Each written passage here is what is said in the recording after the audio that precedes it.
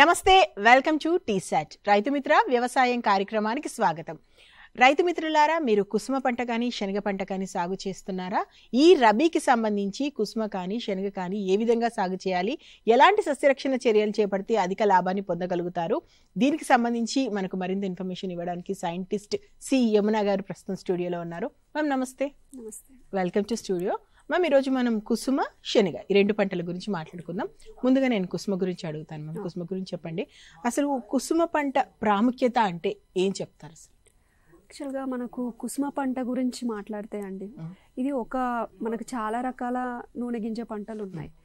వాటిలో ముఖ్యంగా కుసుమ అనేది మన అనాది కాలం నుంచి సాగు చేస్తున్నారు. ఈ పంట అనేది అంటే మన పూర్వీకుల కాలం నుంచి కూడా కుసుమ పంట అనేది మనకి సాగులో ఉంది.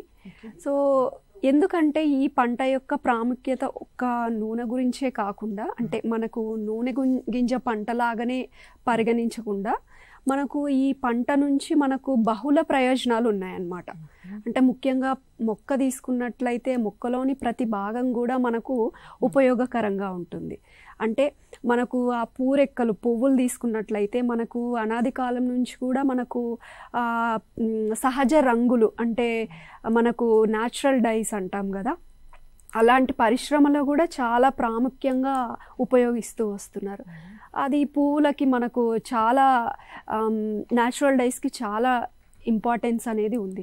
అలాగే చూస్తున్నట్లయితే మనకు కొన్ని ఏరియాస్లో మనకు ఆకుకూరగా కూడా కుసుమ ఆకులను తినడం జరుగుతుంది. అంటే వెజిటబుల్గా, లీఫీ వెజిటబుల్గా కూడా మనకు వాడుకలో ఉందన్నమాట. కాబట్టి మనకు కుసుమ నూనె ఎంత శ్రేష్టమైనదో మనకు తెలుసు. ఎందుకంటే మనకు చిన్నప్పటి నుంచి పిల్లలకి కూడా మనకు మసాజింగ్ ఆయిల్ లాగా మనకు కుసుమ అనేది యూజ్ చేయడం జరుగుతుంది. అలాగే మనకు పువ్వు ఉపయోగపడుతుంది, మనకు ఆకుకూరలాగా కూడా ఉపయోగపడుతుంది. కాబట్టి కుసుమ పంట అనేది చాలా ప్రాచుర్యం పొందిన పంట.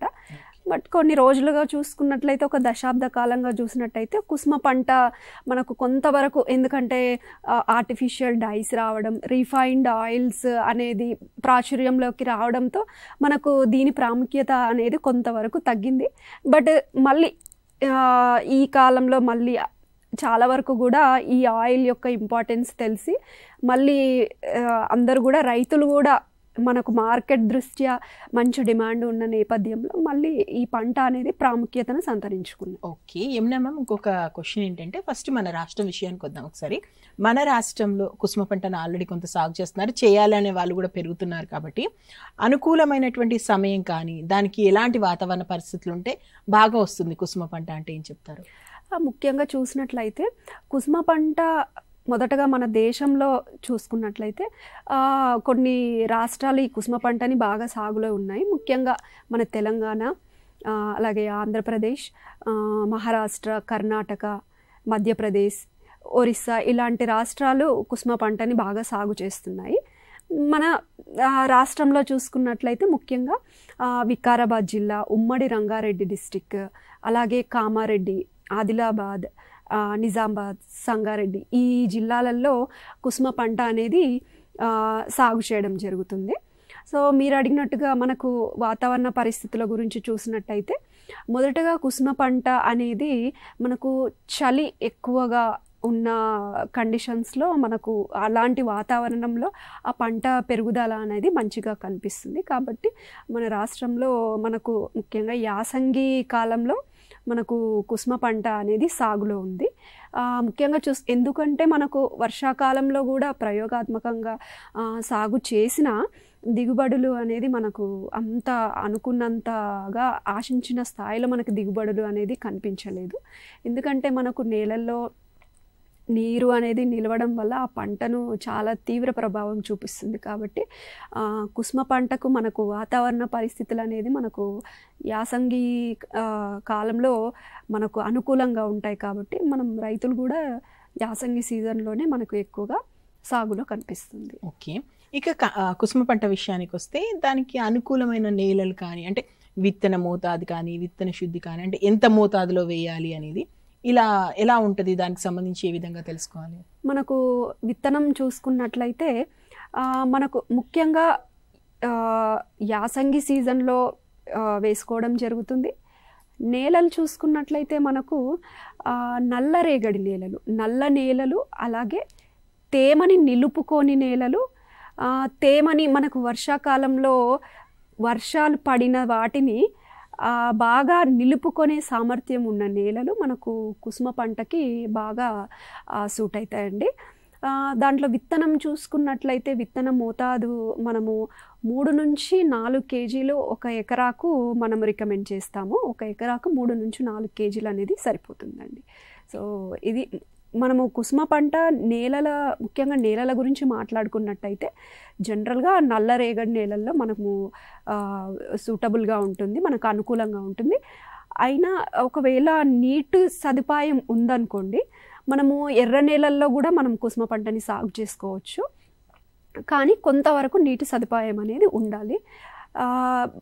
కానీ మనకు ఆమ్ల నేలలు అంటే మనకు చౌడు నేలలు అనేది కొంతవరకు మనకు పంట ఎదుగుదలను అనేది మనకు కరెక్ట్గా రాదండి మనకు అలాంటి నేలల్లో. బట్ కొంతవరకు క్షార నేలలు మాత్రం మనం క్షార నేలల్లో కూడా కుసుమ పంటని కొంతవరకు సాగు చేసుకోవచ్చు. ఓకే, యమున గారు కుసుమ రకాల గురించి చెప్తే, అంటే ఎన్ని రకాలు ఉన్నాయి మన దగ్గర, అనుకూలమైనటువంటి రకాలు ఏంటి కుసుమ రకాల గురించి?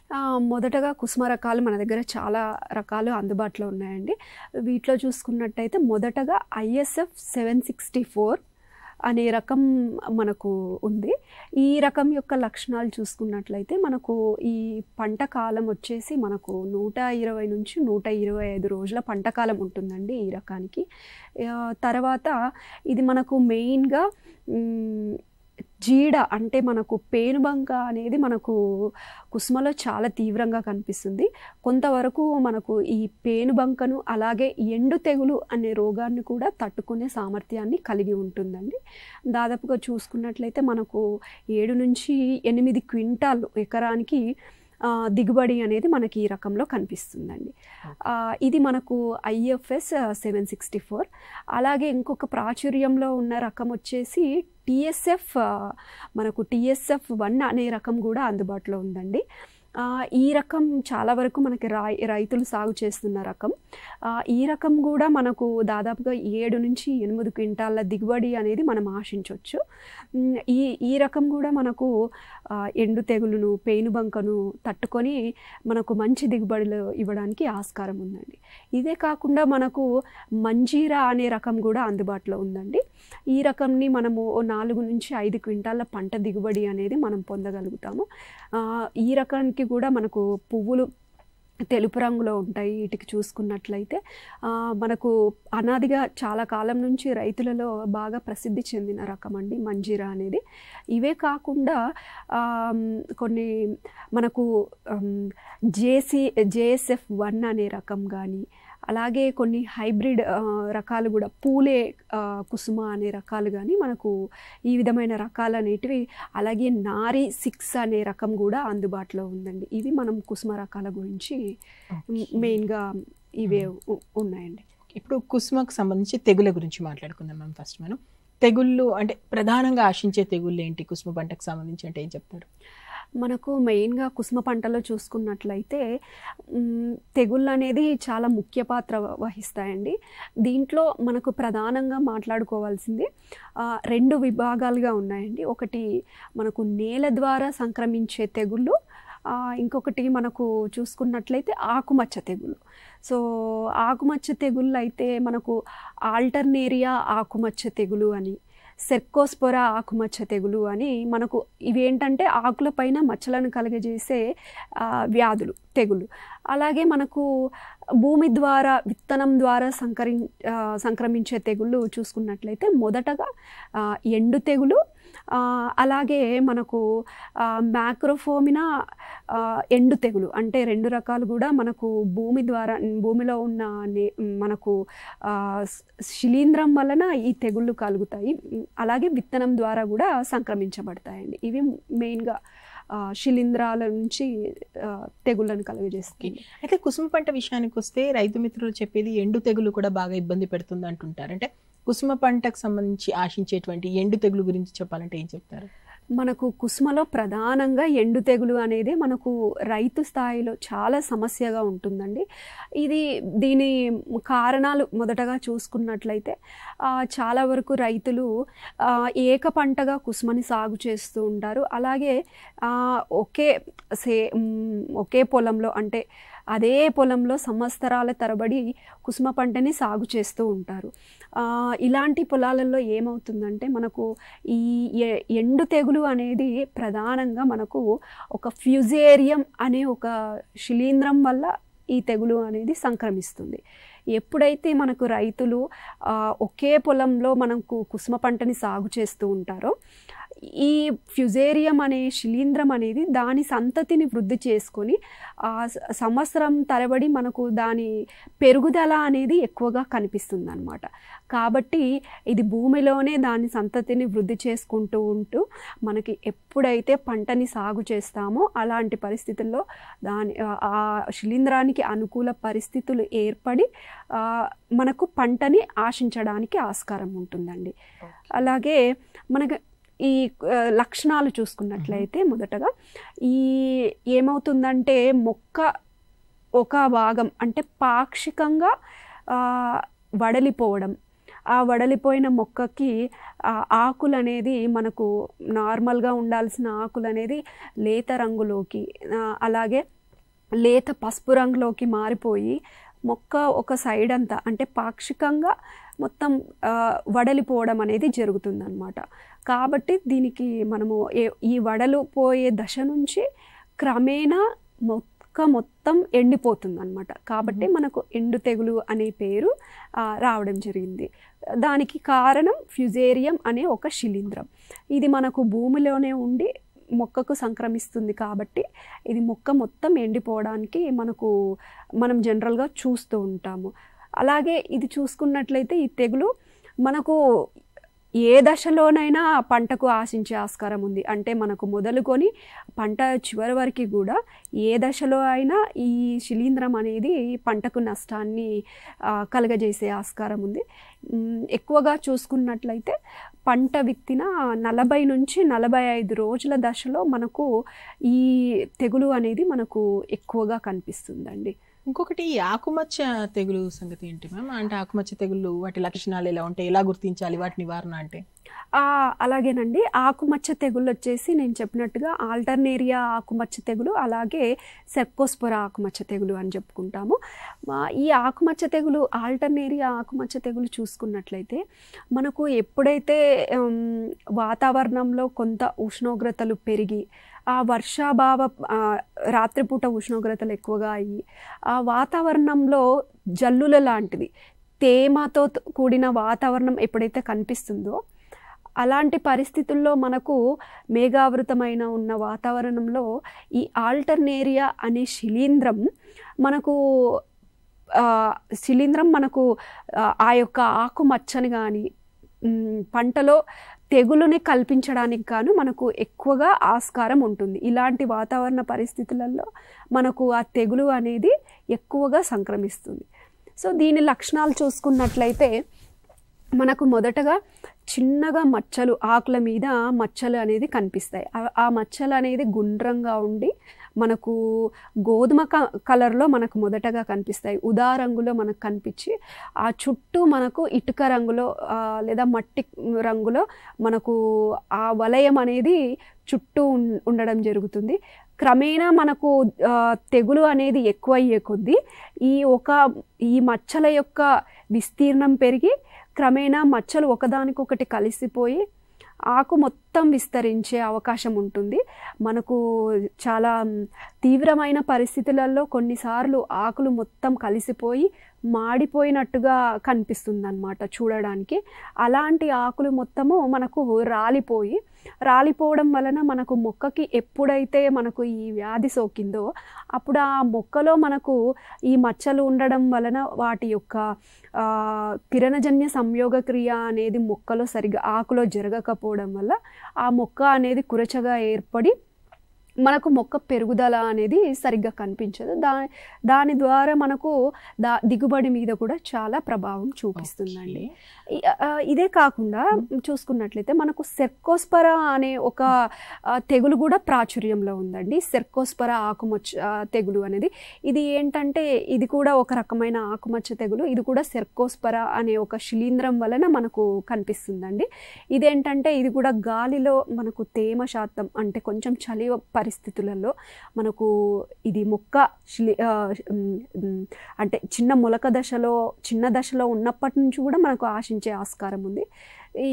దీని లక్షణాలు మనకు ఎలా కనిపిస్తాయంటే మనం చూసుకున్నట్లయితే మనకు ఒక మట్టి రంగులో ఉండే మచ్చ ఆకు మీద ఏర్పడి ఆ మచ్చ చుట్టూ మనకు పసుపు రంగులో వలయాల్లాగా ఉంటాయన్నమాట.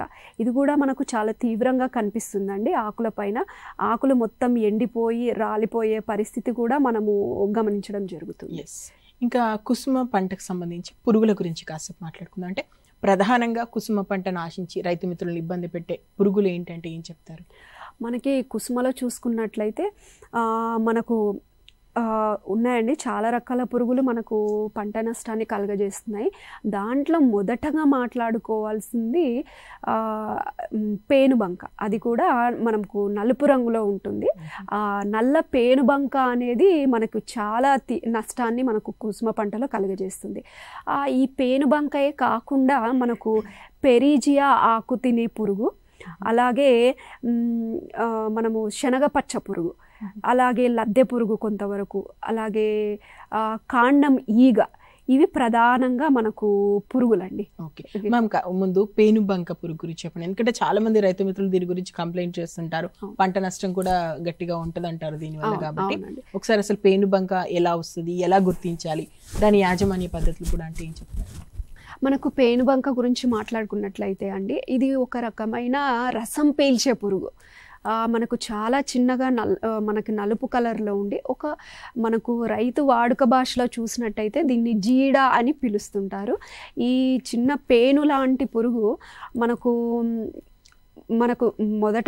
పంట మొదటి నుంచి కూడా చివరి వరకు మనకు ఏ దశలో అయినా ఈ పురుగు అనేది సంక్రమించే అవకాశం ఉంది. దీంట్లో మొదటగా చూసుకోవాల్సిందైతే ఈ పురుగు మనకు పంట చివరల నుంచి, అంటే మనకు బార్డర్స్ అంటారు కదా, ఆ బార్డర్స్ నుంచి మనకు పొలం లోపలికి వస్తుందన్నమాట.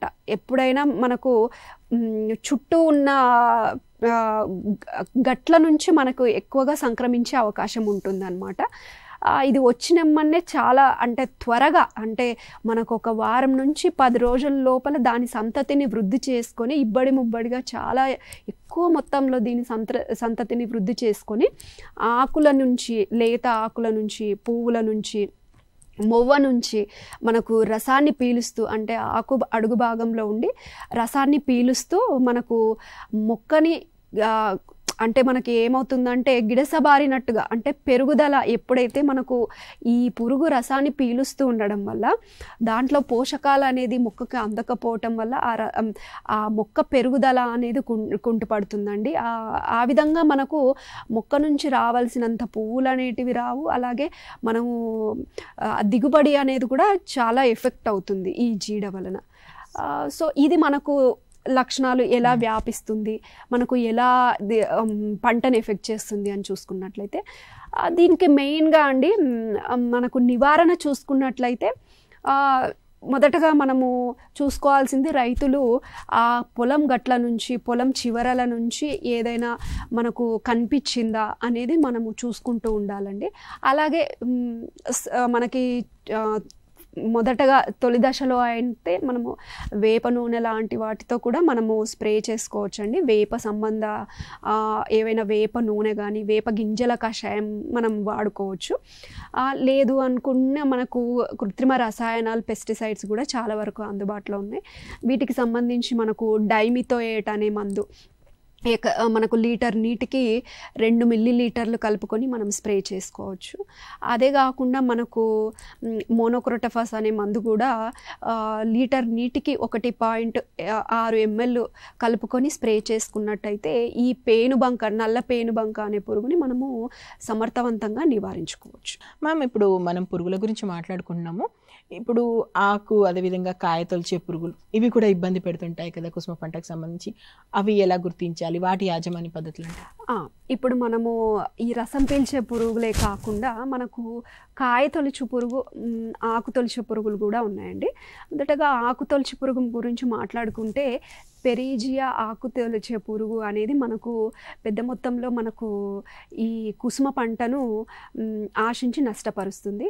ఇది ఏంటంటే మనకు విత్తిన 20 నుంచి 25 రోజుల ఉన్నప్పటి నుంచి కూడా మనకు పంట ఆకుని తింటూ, అంటే అది ఆకుని ఎక్కువగా ఆశిస్తూ ఉంటుందండి.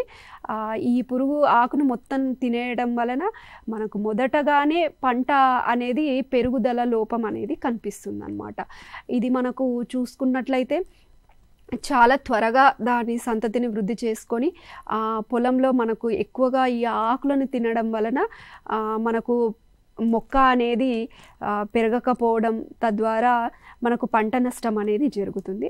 ఇది మనకు చూసుకున్నట్టయితే నివారణ చర్యలు చూసుకున్నట్లయితే, ఒకవేళ పురుగు చాలా చిన్న దశలో, గుడ్డు దశలోనే మనము వేప సంబంధిత ఏదైనా వేప నూనె చూసుకున్నట్లయితే మనకు లీటర్కి 5 ml మనకు 1500 ppm ఉన్న మందుని తీసుకొని స్ప్రే చేసినట్టయితే మనము చాలా చిన్న దశలో మనము సమర్థవంతంగా కంట్రోల్ చేసుకోవచ్చు అండి.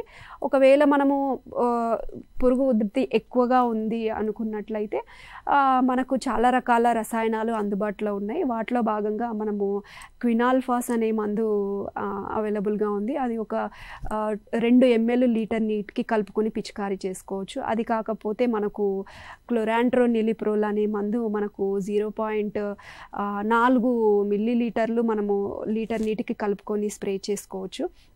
ఇవి కాకుండా మనకు స్పైనోసాడ్ అనే మందు కూడా అందుబాటులో ఉంది. ఆ మందు అయితే మనకు రసాయనం మనకు 0.3 ml తీసుకొని మనకు లీటర్ నీటిని కలుపుకొని ఏదో ఒక, ఇప్పుడు నేను చెప్పిన మందులలో ఏదైనా ఒకటి తీసుకొని మనకు స్ప్రే చేయటం వల్ల మనము చాలా మంచిగా యాజమాన్యం చేపట్టవచ్చు. ఒకవేళ ఉధృతి ఎక్కువగా ఉంటే ఈ మార్చి మందులు స్ప్రే చేసుకోవాలి. అలాగే ఒక వారం వ్యవధిలో మళ్ళీ చేసుకున్నట్లయితే మనము సమర్థవంతంగా నివారించుకోవచ్చు. ఇది ఏంటంటే మనకు ఆకు తినే పురుగు అండి.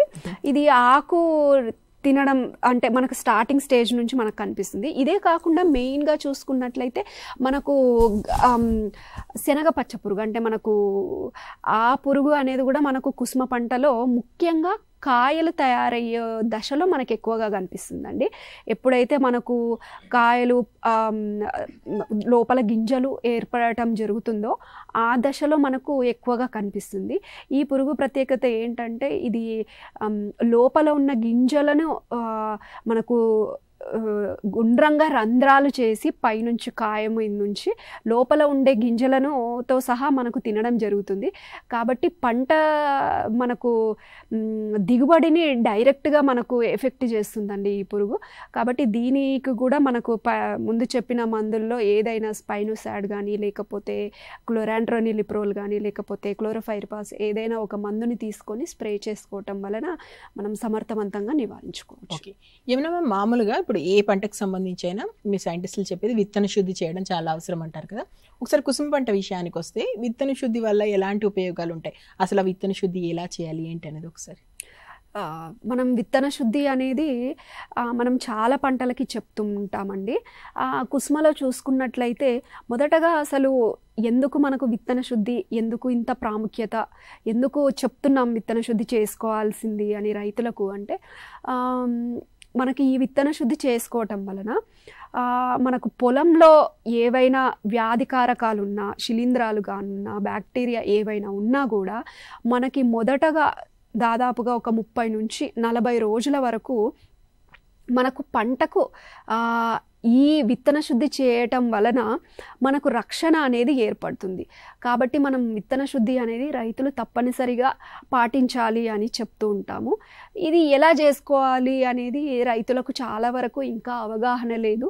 అంటే చేసుకున్న వాళ్ళు కూడా దాన్ని కరెక్ట్గా చేసుకోకపోవడము, ఎలాంటి వేటితో అసలు విత్తన శుద్ధి చేయాలి, ఏ పద్ధతిలో చేయాలి అనే దాని గురించి కూడా చాలా వరకు రైతులకు సందేహాలు ఉన్నాయి. దీంట్లో భాగంగా చూసుకున్నట్లయితే మొదటగా కుసుమలో ఎందుకు మనం విత్తన శుద్ధి పాటించాలి అంటే, ఇంతకుముందు నేను చెప్పిన విధంగా కుసుమలో తెగుళ్ళు అనేది చాలా మనకు నష్టాన్ని చేకూరుస్తున్నాయి. దాంట్లో మెయిన్గా చూసుకున్నట్లయితే మనకు ఎండు తెగుళ్ళు అవి భూమి ద్వారా సంక్రమిస్తున్నాయి, అలాగే విత్తనం ద్వారా సంక్రమిస్తున్నాయి.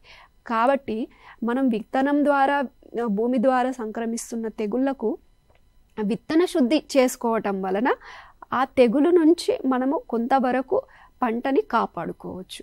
సో రైతులు చాలా వరకు ఏం అడుగుతారంటే ఎలా చేసుకోవాలి విత్తన శుద్ధి అంటే, ఇది 2 రకాలండి.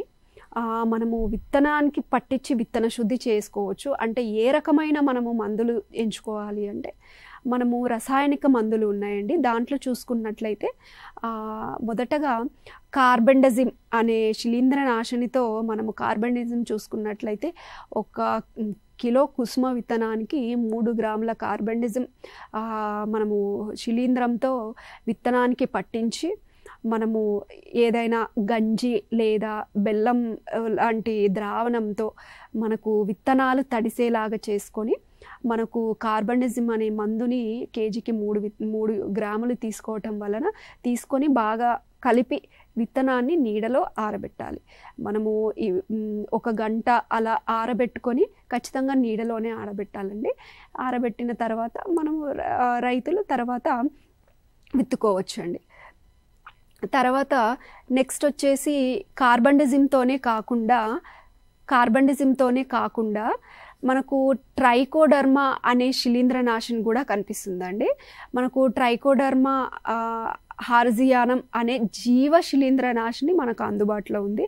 ఇది గనక మనము 1 కేజీ విత్తనానికి 8 నుంచి 10 గ్రాములు తీసుకొని మనకు ముందు చెప్పిన విధంగానే మనకు ఏదైనా ద్రావణం తీసుకొని విత్తనాలకు బాగా పట్టించి మనము ఒక నీడలో 1 గంట పాటు ఆరబెట్టుకొని మనం విత్తుకోవచ్చండి. ఇది మనకు విత్తన శుద్ధి చేసుకోవడం వల్ల మెయిన్గా భూమి నుంచి సంక్రమించే తెగుళ్ళ అయినటువంటి ఎండు తెగులు, మ్యాక్రోఫోమినా ఎండు తెగులు, ఇలాంటి తెగుళ్ళు అనేటివి మనకు వాటిని కలుగజేసే శిలీంధ్రాల పైన సమర్థవంతంగా పనిచేస్తుంది. కాబట్టి ఈ తెగులుని మనం కొంతమేర మనం నియంత్రించుకోగలుగుతాము.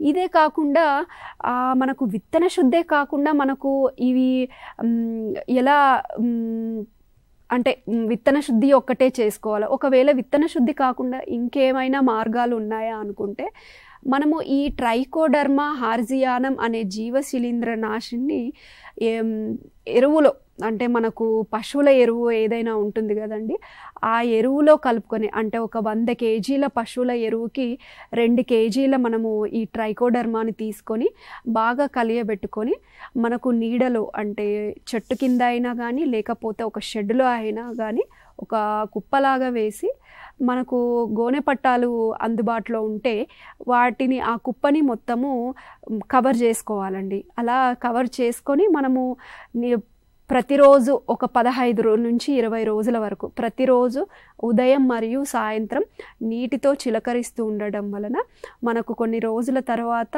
ఆ శిలీంధ్రం అనేది ఆ ఎరువులో బాగా వృద్ధి చెంది మొత్తం వృద్ధి చెందుతుంది. కాబట్టి అలాంటి ఎరువుని మనం పంట పొలాల్లో అంటే విత్తే కంటే ముందే వేసుకోవడం వలన మనకు ఈ ఎండు తెగులుని కలిగించే శిలీంధ్రం పైన పోరాడే మనకు శిలీంధ్రాలు అనేది అంటే గుడ్ బ్యాక్టీరియా కానీ ఫంగస్ కానీ మనకు డెవలప్ అవుతుంది. కాబట్టి మనకు కొంతవరకు భూమి నుంచి సంక్రమించకుండా ఒకవేళ వచ్చినా కూడా ఆ మొక్కకి రక్షణ అనేది ఏర్పడుతుంది. కాబట్టి విత్తన శుద్ధి అనేది మనకు ప్రతి పంటలో చాలా కీలకంగా రైతులు గుర్తుంచుకోవాల్సిన విషయం. ఓకే. ఇంకా కుసుమ పంట విషయానికి వస్తే నీరు అనేది ఎంతవరకు అవసరం, అంటే నీటి లభ్యత ఎంత ఉండాలి, ఎలా అవసరం అవుతుంది, ముఖ్యంగా నీటి యాజమాన్యం చేపట్టాలంటే ఏ టైంలో ఎలా ఉండాలి? మనకు అసలు కుసుమ పంటకు అనేది ఎక్కువగా నీరు ఏం అవసరం లేదండి. మామూలుగా మనకు కుసుమ పంట ఎప్పుడైనా సరే యాసంగి కాలంలో సాగు చేసుకుంటాము. మనకు బరువును నిలుపుకోదగిన నల్ల నేలల్లో మనం అంటే నీటి తడిని ఉంచగలిగిన నేలల్లో వేసుకుంటాం కాబట్టి మనకు ఆ తడితోనే పంట పెరుగుదల అనేది పూర్తవుతుంది. కానీ ఒకవేళ నీటి తడి అనుకున్నంతగా లేని నేలల్లో చూసుకున్నట్లయితే ఎర్రగరప నేలలు లాంటివి వాటిలో ఒకవేళ సాగు చేయాలి అనుకున్నప్పుడు తక్కువ మొత్తంలో నీటి తడులు, ముఖ్యంగా పంట సున్నిత దశలైన కాండం సాగే దశ, అంటే మనము ఆ కాండం సాగే దశ అంటే మనకు పంట విత్తిన 30 నుంచి 35 రోజులలో ఒకసారి తడి ఇవ్వగలిగితే బాగుంటుంది. అలాగే రెండవసారిగా మనకు పూత ఏర్పడే దశ, అంటే పంట విత్తిన 65 నుంచి 70 రోజులప్పుడు కూడా ఒకసారి తడి ఇచ్చుకున్నట్లయితే అంటే పలుచగా తడిలు ఇచ్చుకున్నట్లయితే మనకు పంట దిగుబడి అనేది 30 నుంచి 40% వృద్ధి చెందడానికి ఆస్కారం ఉంటుంది. ఓకే. ఒక్కసారి కలుపు గురించి కూడా మాట్లాడుకుందాం. అంటే ఓవరాల్గా కలుపు ఎలా ఉంటుంది కుసుమ పంటకు సంబంధించి, ఏ టైంలో ఎలాంటి కలుపు వస్తుంది, దాని నివారణ అంటే పూర్తిగా కలుపు యాజమాన్యం గురించి? మనము కలుపు నివారణ అంటే మనకు కుసుమలో మొదటగా 30 నుంచి 35 రోజుల వరకు ఎలాంటి కలుపు అనేది లేకుండా చూసుకోవాలండి. దీనికి గాను మనకు మొలకెత్తక ముందు వాడాల్సిన పెండిమితాలి అనే మనకు కలుపు నివారణ కూడా మనకు మార్కెట్లో అందుబాటులో ఉంది. స్టాంప్ అనే పేరుతో మనకు అందుబాటులో ఉంటుంది. ఈ మందును మనకు మొలక రాకముందు అంటే మనం విత్తిన తరువాత 24 గంటల లోపల మనము పల్చగా తడి ఉన్నప్పుడు ఈ మందును అనేది స్ప్రే చేసుకోవాలి. మనకు దీని మోతాదు వచ్చేసి మనకు 1 లీటర్ నుంచి 1.2 లీటర్ అనేది మనకు 1 ఎకరాకు సరిపోతుందండి. 200 లీటర్ల నీటికి సరిపోతుంది. ఈ మందుని మనము విత్తిన తర్వాత స్ప్రే చేసుకోవడం వలన ఆ కలుపు అనేది మొలకెత్తకుండా మనకు నివారణ చేసుకోవచ్చు అండి. ఈ మనకు కలుపు నివారణ రసాయనాలే కాకుండా మనకు వీలైతే 1-2 సార్లు మనకు కలుపు తీసుకోవడం వల్ల, కలుపు తీసే యంత్రాలతో కూడా కలుపు తీసుకోవడం వల్ల కూడా చాలా మంచిగా మనం కలుపుని నివారించుకోగలుగుతాం. మ్యామ్, ఇప్పుడు శనగ పంట గురించి మాట్లాడుకుందాం. మనం శనగ విషయానికి వస్తే అనువైన కాలం అంటే ఏం చెప్తారు? శనగ పంట కూడా మనకు ముఖ్యంగా ఒక పప్పు ధాన్యాలలో ఒక పంట అండి. ఇది కూడా మనకు శనగ అనేది ప్రధానంగా మన దేశంలో చూసుకున్నట్లయితే మనకు మన రాష్ట్రంతో పాటు మహారాష్ట్ర, మనకు కర్ణాటక, ఒరిస్సా ఇలాంటి రాష్ట్రాల్లో మనకు శనగ పంట అనేది ప్రాముఖ్యంగా పెంచుతున్నారు. మన రాష్ట్రంలో చూసుకున్నట్లయితే ఆదిలాబాద్, అలాగే మన వికారాబాద్, సంగారెడ్డి, కొన్ని నిజామాబాద్ ఇలాంటి డిస్ట్రిక్ట్స్లో కూడా శనగ పంట అనేది చాలా ప్రాముఖ్యంలో ఉంది. ఇది చూసుకున్నట్లయితే అండి మనకు కుసుమ పంట అనేది కూడా మనకు యాసంగి పంటగా చాలా వరకు సాగు చేస్తారు. ఎందుకంటే మనకు యాసంగిలో చలి వాతావరణం ఉండి మంచులో పెరిగే మొక్క ఈ శనగ పంట కాబట్టి మనకు నీరు ఎక్కువగా లేకపోయినా కూడా ఆల్రెడీ మనకు పొలంలో మట్టిలో ఉన్న తేమతోటే మనకు ఈ పంట పెరుగుతుంది కాబట్టి నీటి వసతి కొంతవరకు లేకపోయినా కూడా మనకు యాసంగి కాలంలో ఈ పంటను అనేది సాగు చేసుకోవచ్చు అండి. మరి శనగ విషయానికి వస్తే అనువైన నేలలు, ముఖ్యంగా మన రాష్ట్రం విషయానికి వస్తే అలాంటి నేలలు ఉన్నాయి. ఎలాంటి నేలలు అనుకూలం? మనకు నేలల గురించి మాట్లాడుకున్నట్టయితే మనకు నల్ల నేలలు అనేది అనుకూలమైన నేలలు శనగ పంట సాగు చేసుకోవడానికి. అంటే మనము ఎప్పుడైనా సరే నీరు నిలవని నేలలు అనేది అనుకూలంగా ఉంటాయి శనగ పంటకి. నీరు నిలవకుండా కానీ మనకు బరువైన నేలలు అంటే తేమని పట్టి ఉంచగల నేలలు, అంటే వర్షాకాలంలో ఆ వర్షాలని ఆసరాగా చేసుకొని ఆ తడిని పట్టి ఉంచి మనకు ఈ పంట పెరగడానికి దోహదం చేసే నేలలని మనము ఈ పంటని పెంచుకోవడానికి అనువైనదిగా చెప్పవచ్చు.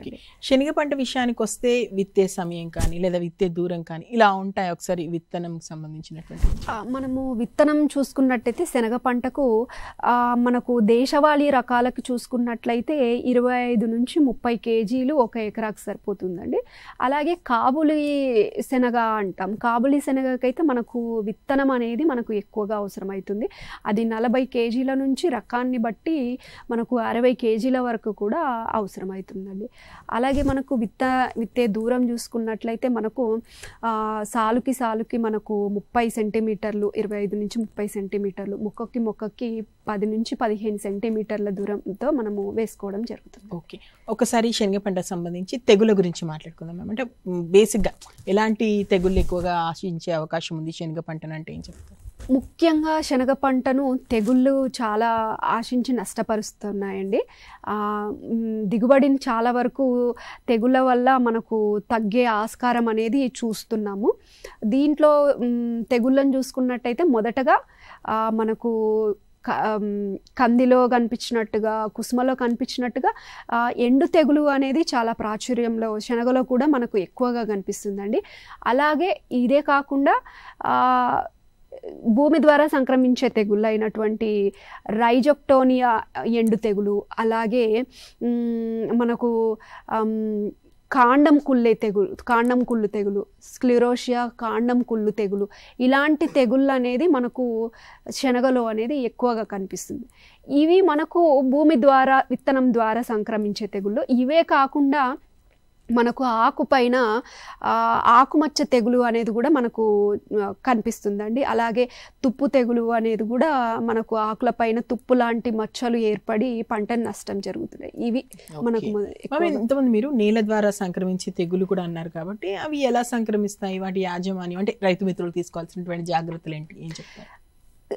ఈ నేల ద్వారా ఇంతకుముందు చెప్పినట్టుగా అండి, నేల ద్వారా సంక్రమించే తెగుళ్ళు మొదటగా మనకు నేల నుంచి పంటకి వ్యాపిస్తూ ఉంటాయి. అంటే ఎప్పుడైతే పంటని మనము అదే పొలంలో తెగులు ఆశించే శిలీంధ్రము ఎప్పుడైతే మనకు ఆ పొలంలో ఉందో అలాంటి పొలంలో మనము విత్తుకోవడం ద్వారా మనకు నేల నుంచి ఆ శిలీంధ్రం అనేది పంటకు మనకు నష్టాన్ని కలగజేస్తూ ఉంటుంది. అంటే ఆ వ్యాధిని అనేది కలిగించడం జరుగుతుంది. మనకు కుసుమలో లాగానే శనగలో కూడా ఎండు తెగులు ఫ్యూజేరియం అనే శిలీంధ్రం వలన మనకు ఎండు తెగులు అనేది వస్తుందండి. ఇది ఏంటంటే మనకు పూత దశ స్టార్ట్ అయినప్పటి నుంచి మనకు అంటే చివరి వరకు కూడా ఏ దశలోనైనా ఆశించవచ్చు. మనకు ఈ తెగులు ఆశించడం వలన మొక్క మొదటగా వడలిపోయినట్టు కనిపించి తర్వాత ఆకులు అనేది మనకు ఆకుపచ్చ రంగు నుంచి మనకు ఎల్లో కలర్ అంటే పసుపు రంగులోకి మారిపోయి క్రమేణా మొక్క మొత్తం ఎండిపోవడం జరుగుతుంది. ఈ విధమైన లక్షణాలు కనిపిస్తాయి. ఇదే కాకుండా మనకు రైజోప్టోనియా ఎండు తెగులు అనేది కూడా మనకు కనిపిస్తుందండి.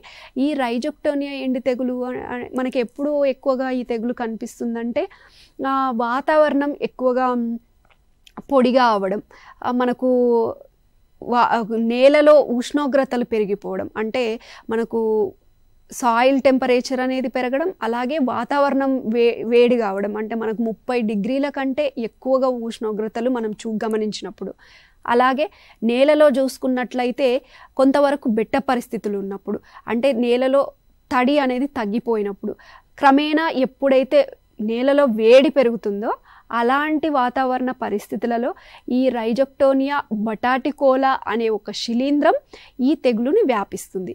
ఇది కూడా మనకు నేలలో నుంచి సంక్రమించే వ్యాధి అండి. ఇది కాకుండా మనకు స్క్లిరోషియా ఎండు తెగులు అంటే కాండం కుళ్ళు తెగులు అనేది కూడా ఒకటి కనిపిస్తుంది.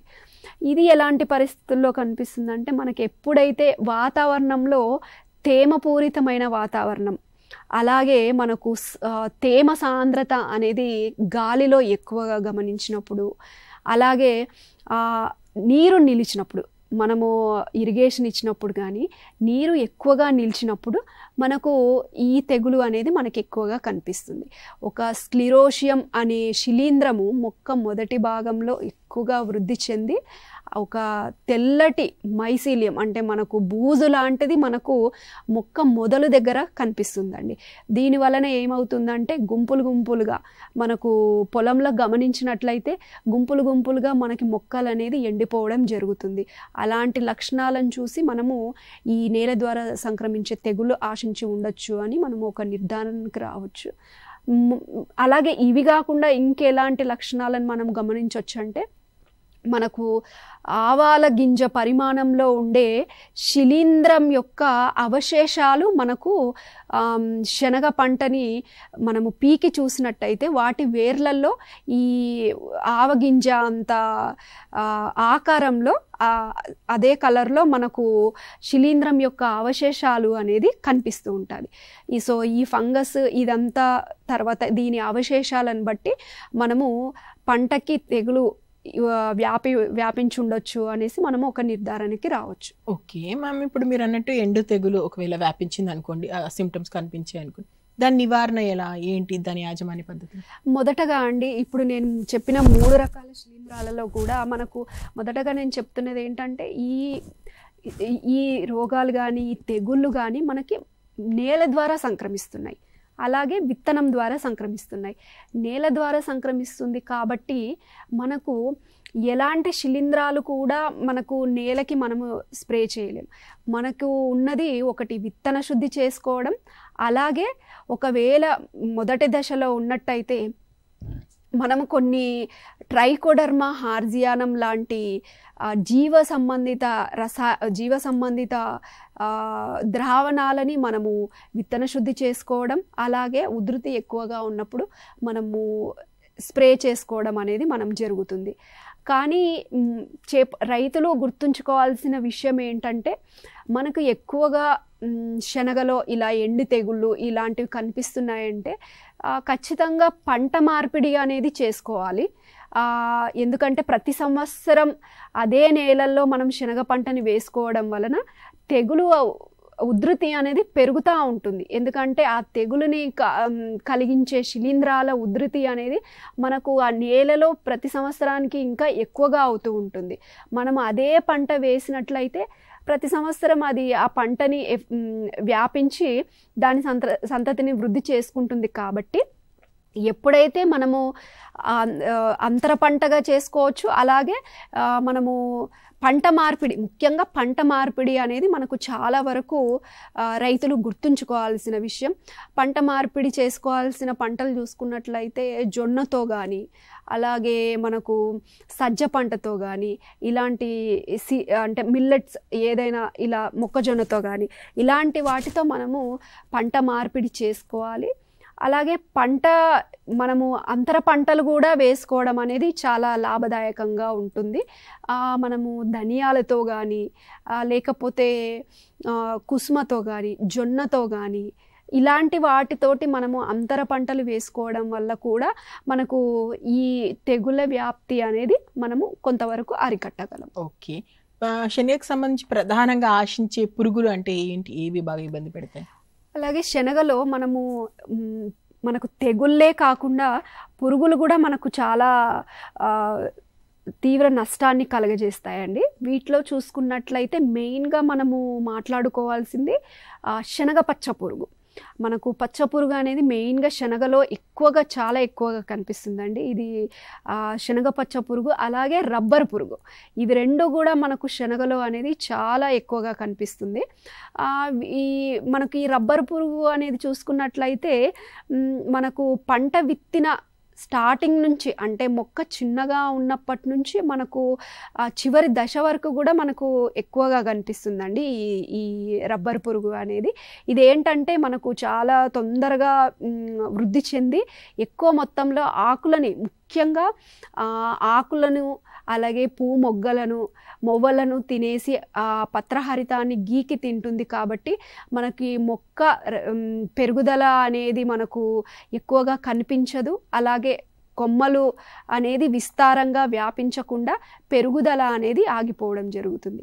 కొన్ని దశలలో మనకు ఈ పురుగు ఆశించిన పొలాలలో మొత్తం ఆకులు మొత్తం వడలిపోయి రాలిపోయిన సందర్భాలు కూడా కనిపిస్తాయి. ఇది రబ్బర్ పురుగు చూసుకున్నట్లయితే. ఇదే కాకుండా ముందు చెప్పినట్టుగా శనగ పచ్చ పురుగు. శనగ పచ్చ పురుగు అనేది కూడా మనకు శనగలో చాలా ఉధృతంగా కనిపించే పురుగు. ఇది ముఖ్యంగా ఎప్పుడైతే మనకు పూత దశ నుంచి కాయలు ఏర్పడే దశ వరకు కూడా చాలా ఎక్కువగా మనకు పంటని ఆశించి అపార నష్టాన్ని కలుగజేస్తుంది.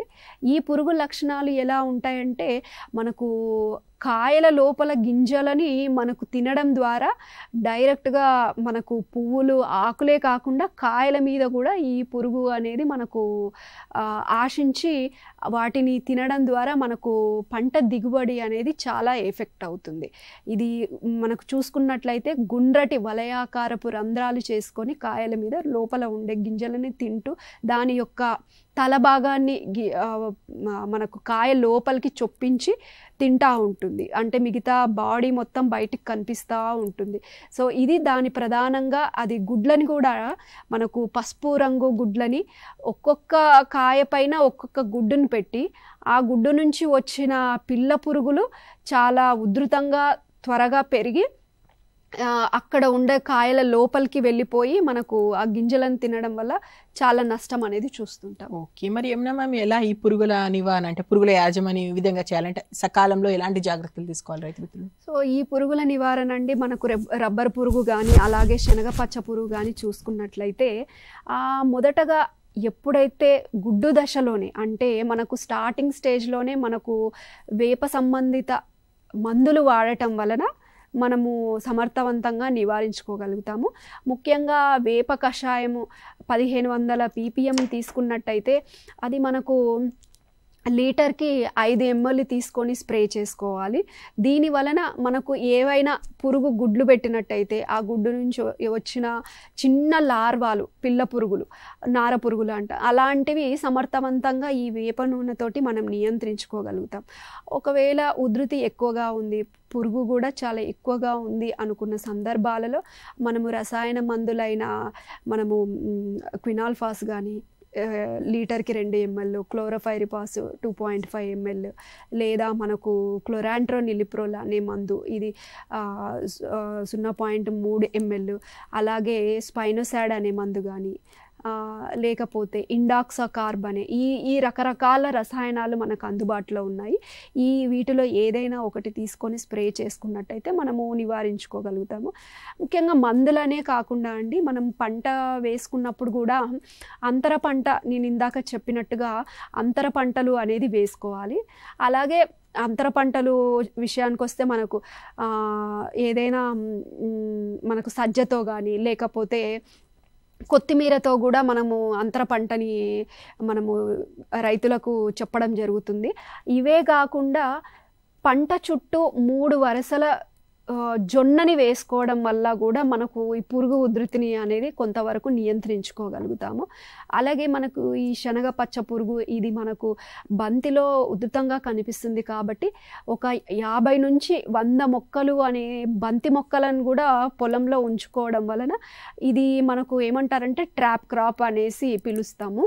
అంటే ఎర్రపంటగా మనకు శనగ పచ్చ పురుగుకి వ్యవహరిస్తుంది కాబట్టి ఇలాంటి చర్యలన్నీ అంటే ఒక కెమికల్స్ అనే ఒక రసాయనాలనే కాకుండా మనకు నాణ్యమైన విత్తనాన్ని సెలెక్ట్ చేసుకోవటము, ముందుగానే పురుగుని గమనించుకొని తక్కువ అంటే మనకు వేప సంబంధిత మందులను వాడుకోవడము, ఎర్రపంటలుగా వేసుకోవడము, అలాగే బార్డర్ క్రాప్ అంటే జొన్న లేదా సజ్జ లేదా మొక్కజొన్న లాంటి పంటలతో మనం ప్రధాన పొలాన్ని మొత్తం చుట్టి వేసుకోవడం ఒక 3 వరుసలు.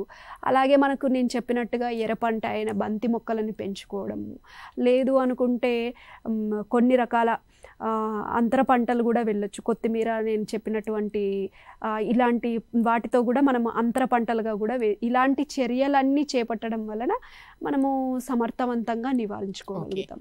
అదేవిధంగా శనగ పంటకు సంబంధించి కూడా విత్తన శుద్ధి గురించి చెప్పండి మ్యామ్. వీటి విత్తన శుద్ధి ఎలా చేయాలి? విత్తన శుద్ధి చూసుకున్నట్లయితే మెయిన్గా ఇందాక నేను కుసుమలో ఏ విధంగా అయితే చెప్పానో మనకు శనగలో కూడా అలాగే నేల ద్వారా అంటే మనకు భూమి ద్వారా తెగుళ్ళు అనేటివి సంక్రమిస్తున్నాయి కాబట్టి విత్తన శుద్ధి అనేది చాలా ప్రాముఖ్యత కలిగి ఉన్నది. మనము చాలా రకాల శిలీంద్రనాశినిలతో కూడా మనం విత్తన శుద్ధి చేసుకోవచ్చు. వీటిలో ముఖ్యంగా ఎప్పుడైనా రైతులు గమనించుకోవాల్సింది, విత్తన శుద్ధి అని చెప్పినప్పుడు మొదటగా మనము అంటే ఇప్పుడు కొంతమంది రైతులు పురుగుల కోసం విత్తన శుద్ధి చేస్తుంటారు, ఆ తెగుళ్ళ కోసం కూడా విత్తన శుద్ధి చేయమని చెప్తుంటాం. మనం మొదటగా దేనితో విత్తన శుద్ధి చేసుకోవాలి?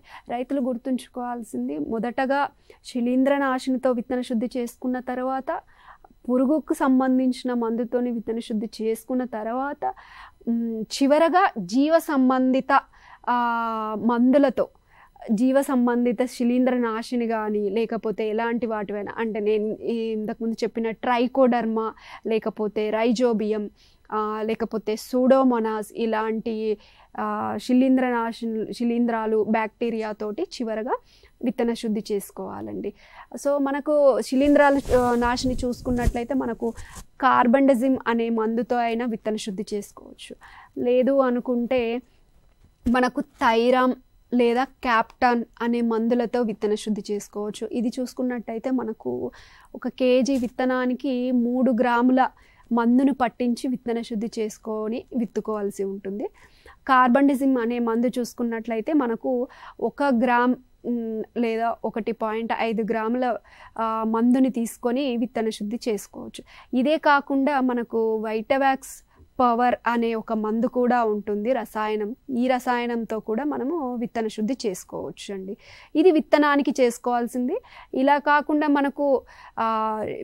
మనకు డైరెక్ట్గా ఎరువులో, పశువుల ఎరువులో కలుపుకొని నేను ఇంతకుముందు చెప్పిన పద్ధతిలో ఎరువులో కలిపి పెంచి మనము పంటకి పట్టించినా కూడా చాలా సమర్థవంతంగా నేలలో మనకు దాని యొక్క సంతతి పెరిగి వ్యాధి నివారణ అనేది చేపడుతుంది. ఓకే, అయితే రైతు మిత్రులు శనగ పంటకు సంబంధించి దాన్ని నిల్వ చేసుకోవడం కూడా ఒక పెద్ద టాస్క్ అని అంటుంటారు. అంటే ఎక్కువగా ఇబ్బంది అవుతుంటాయి కాబట్టి నిల్వ చేసుకునేటువంటి క్రమంలో సస్యరక్షణ చర్యలు అంటే ఏం చెప్తారు? చాలా వరకు చాలా రైతులు మనకు వాళ్ళ సొంత విత్తనాన్నే వాడుకోవాలని అనుకుంటారు. ఎందుకంటే ప్రతి సంవత్సరం మనము కొత్తగా కొనుక్కోవాల్సిన అవసరం లేకుండా వాళ్ళే నిల్వ చేసుకొని మళ్ళీ ఈ సంవత్సరం పండిన పంటని నెక్స్ట్ సంవత్సరానికి వాళ్ళు విత్తనంగా వాడుకోవాలని చూస్తారు.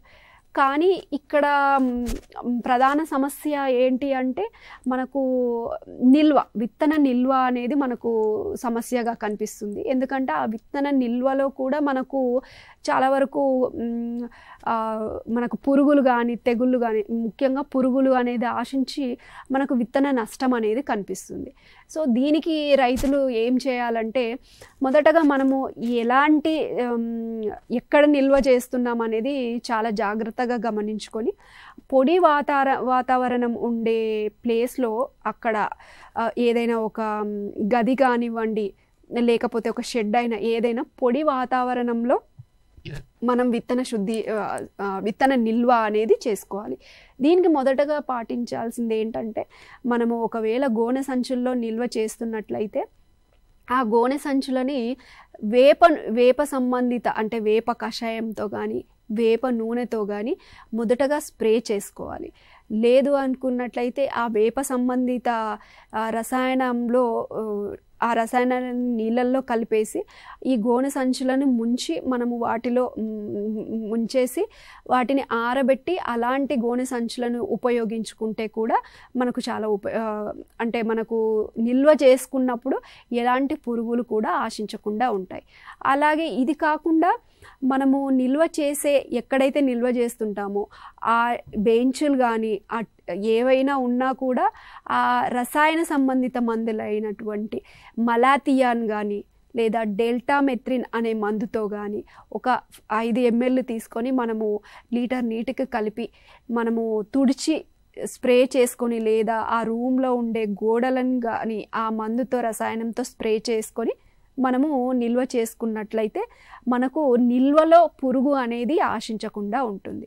ఇదే కాకుండా పంట కోసే ముందే అంటే ఒక 10 నుంచి ఒక వారం లోపల పంట కోతకి వస్తుంది అనుకున్నప్పుడు మనకు పురుగు మందులైనటువంటి క్లోరోపైరిపాస్ కానీ క్వినాల్ఫాస్ అనే మందులు మనము పంట ఎప్పుడైతే ఆ పంటని స్టోర్ చేయాలి అనుకున్నాము, అంటే విత్తనంగా ఉపయోగించాలి అని అనుకుంటామో అలాంటి పంట పైన ఈ మందులని స్ప్రే చేసి తర్వాత హార్వెస్ట్ చేస్తే మనకు నిల్వలో మనకు ఎలాంటి పురుగు ఆశించకుండా ఉంటుంది. ఈ జాగ్రత్తలు రైతులు ఖచ్చితంగా పాటించాలి.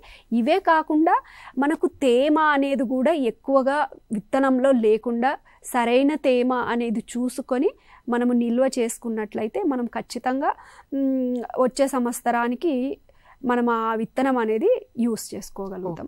మ్యామ్, ఇప్పుడు మనం కుసుమ పంట గురించి మాట్లాడుకున్నాం, శనగ గురించి మాట్లాడుకున్నాం. మీరు రెగ్యులర్గా రైతుల్ని కలుస్తుంటారు, చూస్తుంటారు కాబట్టి బేసిక్గా వాళ్ళు ఏమన్నా తప్పులు చేస్తుంటారా? అంటే ఇంకా బాగా చేస్తే ఎక్కువ దిగుబడి సాధించగలుగుతారా? రైతులకు మీరు ఇచ్చేటువంటి సలహా ఏదైనా ఉందా?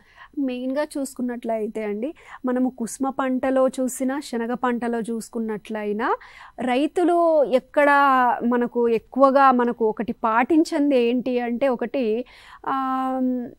ఒకటి విత్తన శుద్ధి అనేది ఇంకా ఎవరు చేయట్లేదు మేడం. రైతులు అనేది విత్తన శుద్ధి గురించి తెలుసుకోవాలి. ఇంకా నేను ఇంతసేపు ఏ విధంగా విత్తన శుద్ధి అనేది మనకు ఉపయోగకరంగా ఉంటుంది, ఏ మందులతో చేసుకుంటే బాగుంటుంది అనేది వివరించడం జరిగింది. ఇంకా కూడా రైతులు విత్తన శుద్ధి చేసుకోవట్లేదు. విత్తనం అనే కాదు, పొలానికి ఎరువులు అనేది కూడా చాలా వరకు అంటే సేంద్రియ ఎరువులు అనేది మనకు వేసుకోవడం లేదు. ఒకవేళ సేంద్రియ ఎరువులు వాడినట్లయితే నేను చెప్పిన విధంగా ట్రైకోడర్మా అనే జీవరసాయనంని మనకు ఎరువులో కలిపి పెంచుకున్నట్లయితే అది మనకు దాని సంతతిని వృద్ధి చేసుకొని మనకు వ్యాధిని కలగజేసే శిలీంధ్రాల పైన సమర్థవంతంగా పనిచేసి మనకు ఆ వ్యాధులని అనేది మనం నివారించుకోగలుగుతాము.